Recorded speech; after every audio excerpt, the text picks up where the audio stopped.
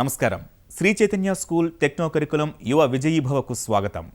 Maths, physics, chemistry ఉత్తీర్ణత సాధించాలన్నా, ఉత్తమమైన మార్కులు తెచ్చుకోవాలన్నా అందుకు కొన్ని లెక్కలుంటాయి, మరికొన్ని ఫార్ములాలు ఉంటాయి. మరి బోటనీ పరిస్థితి ఏంటి? థియరీ ఎక్కువ రాయాలా, డయాగ్రామ్ వేయాలా, రెండూ కలిపేయాలా, దేనికి ఎంత ప్రాధాన్యం ఇవ్వాలా? ఈ ప్రశ్నలకు సమాధానం చెబుతోంది ఇవాల్టి యువ విజయీభవ.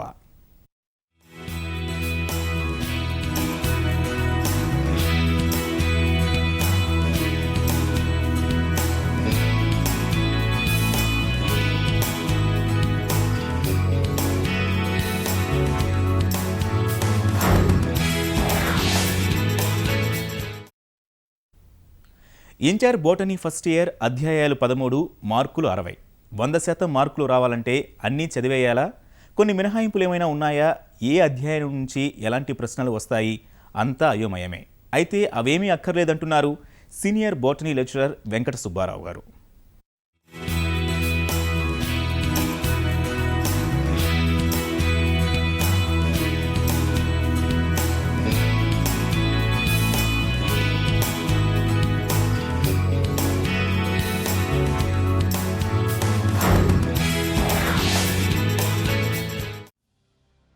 మ్యాక్సిమం మార్క్స్ ఏ విధంగా తెచ్చుకోవాలి, ఎట్లా ప్రిపరేషన్ చేస్తే, ఏ చాప్టర్స్ చదివితే, ఎందుకంటే ఓవరాల్గా ఫస్ట్ ఇయర్ బోటనీలో 13 చాప్టర్స్ ఉన్నాయి. ఈ 13 చాప్టర్స్ మొత్తం చదివితే వాళ్ళు ఎక్సలెంట్ స్టూడెంట్స్ అవుతారు.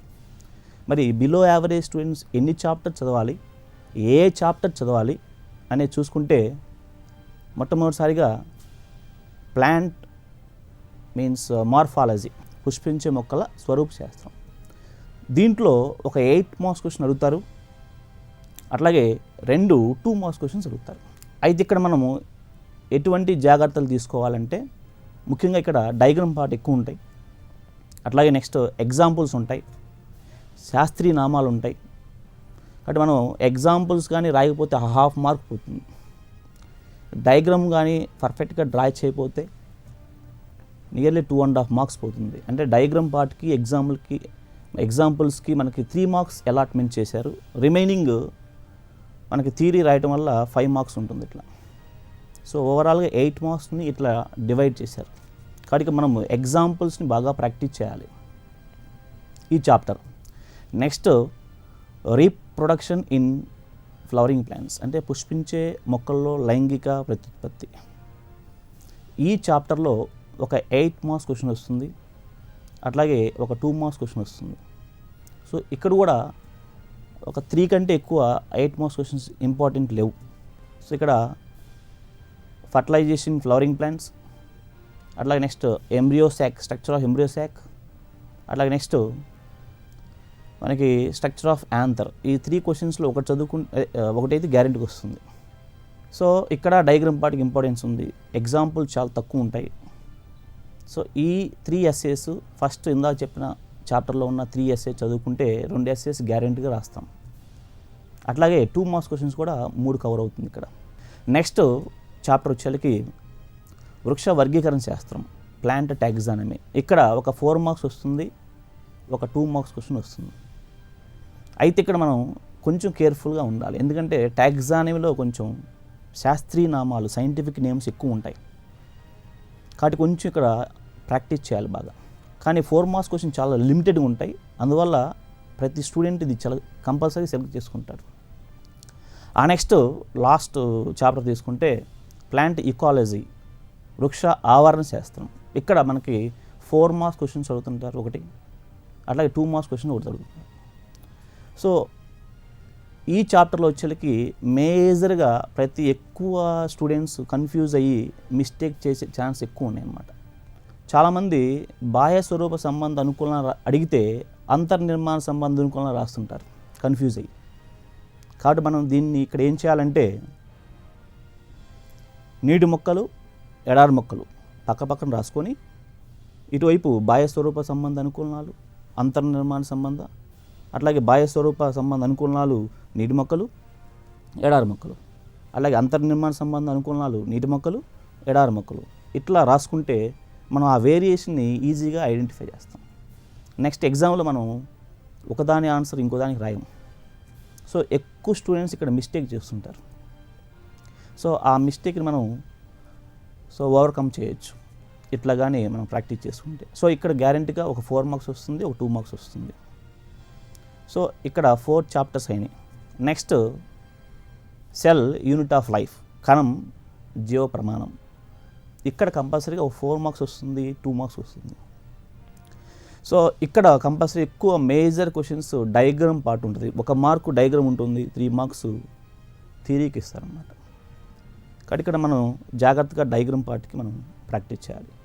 So next cell cycle, cell division అంటే కణచక్రం, కణ విభజన. ఈ చాప్టర్ నుంచి ఒక 4 మార్క్స్ కంపల్సరీ అడుగుతుంటారు, ఒక 2 మార్క్స్ క్వశ్చన్ కంపల్సరీ అడుగుతుంటారు. సో ఇక్కడ లిమిటెడ్ క్వశ్చన్స్ ఉన్నాయి, అందువల్ల ఇవి బాగా ప్రాక్టీస్ చేయొచ్చు. సో ఓవరాల్గా ఇప్పటివరకు ఈ 6 చాప్టర్తో పాటు ఇంకొక చాప్టర్ కానీ చదువుకుంటే అది బయోలాజికల్ క్లాసిఫికేషన్ అంటే జీవశాస్త్ర వర్గీకరణ. ఈ చాప్టర్ నుంచి ఒక 4 మార్క్స్ లిమిటెడ్ 4 ఉన్నాయి, 4 మార్క్స్ క్వశ్చన్స్ ఒకటి గ్యారెంటీ అడుగుతుంటారు.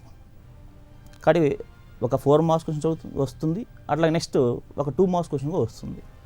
అంటే ఓవరాల్గా ఈ 7 చాప్టర్స్ చదువుకుంటే 60కి 50 గ్యారెంటీ వస్తుంది. అంటే మనం 13 చాప్టర్స్ చదవాల్సిన అవసరం లేదు. ఈ 7 చాప్టర్స్ అంటే 55% టెక్స్ట్ బుక్గా మనం చదువుకుంటే అది 90%, నియర్లీ 90% మనం స్కోర్ చేయొచ్చు. ఇది బిలో యావరేజ్ స్టూడెంట్స్ అన్నమాట. అంటే చాలామంది నేను పాస్ అవుతానో లేదో అనే భయం ఉంటుంది. వీళ్ళు కానీ ఈ చాప్టర్స్ కానీ సెలెక్టెడ్గా చదువుకుంటే గ్యారెంటీగా 50 మార్క్స్ తెచ్చుకోవచ్చు. ఇంకా అబోవ్ యావరేజ్ స్టూడెంట్స్ తీసుకుంటే వాళ్ళు ఈ 7 చాప్టర్స్తో పాటు సెలెక్టెడ్గా కొన్ని చాప్టర్స్ అన్నమాట. రీప్రొడక్షన్, ప్రత్యుత్పత్తి విధానాలు ఒక చాప్టర్ చదువుకుంటే 4 మార్క్స్ వస్తుంది. వృక్షరాజ్యం, ప్లాంట్ కింగ్డమ్ చదువుకుంటే ఇంకో 4 మార్క్స్ వస్తుంది, ప్లస్ ఇంకో 2 మార్క్స్ వస్తుంది. ఇవి కాక వృక్షశాస్త్రం, సైన్స్ ఆఫ్ ప్లాంట్స్, అట్లాగే నెక్స్ట్ బయోమోలిక్యూల్స్, జీవ అణువులు, ఇవి కానీ చదువుకుంటే అంటే ఇంకొక 4 చాప్టర్స్ అడిషనల్గా చదువుకుంటే వాళ్ళు 60కి 60 వస్తాయి. మనం 60కి 60 తెచ్చుకోవాలంటే 13 చాప్టర్ చదవాల్సిన అవసరం లేదు. అబోవ్ యావరేజ్ స్టూడెంట్స్ 7 ప్లస్ ఒక 4 11 చాప్టర్ చదువుకున్నా కూడా వాళ్ళకి 60కి 60 వస్తుంది. నెక్స్ట్ ఎక్సలెంట్ స్టూడెంట్స్ చూసుకుంటే టెక్స్ట్ బుక్ బ్యాక్ సైడ్ ఉన్న క్వశ్చన్స్ అన్నీ చదవాలి. 2 మార్క్స్, 4 మార్క్స్, 8 మార్క్స్ క్వశ్చన్స్. ఆ నెక్స్ట్ చాలామంది 1 to 10 క్వశ్చన్స్ ఎట్లా చేయాలి, డైరెక్ట్ క్వశ్చన్స్ ఉంటాయి. అంటే ఒక లెంగ్తీగా ఉండవు, 1 or 2 లైన్స్. అవి కూడా సూటిగా ఉండాలి ఆన్సర్స్. మనము అవకాశం దొరికిందని చెప్పి 5-6 లైన్స్ రాయటం కాదు, సూటిగా 1 or 2 సెంటెన్స్లో ఆన్సర్స్ ఉండాలి.